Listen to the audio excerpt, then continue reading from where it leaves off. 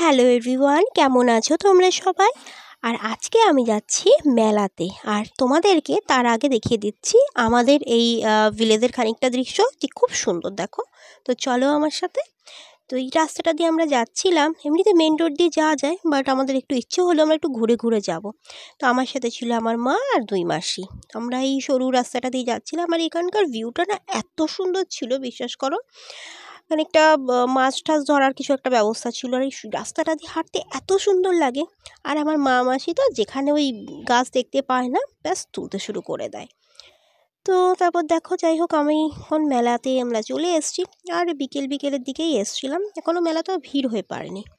তো ফার্স্ট আমার মা আর মাসিরা দেখো কেনাকাটা করছে।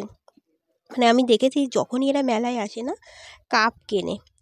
আর দেখো মেলাটা, এখানে খাবারের দোকান টোকান অনেক কিছুই রয়েছে, যেহেতু এখনও সেরকম সন্ধে হয়নি, ভিড় হয়নি।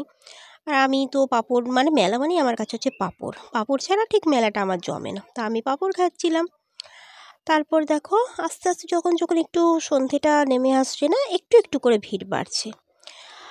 ওইখানে এখনও খালি দেখছো না, কিছুক্ষণ পর যখন আসবে না, এই জায়গাটা খালি থাকবে না, মানে পা রাখারও জায়গা থাকবে না। তো যাই হোক, মেলাতে লোকের ভিড় হলেই ভালো, প্রচুর এদেরও কেনাকাটা হয়।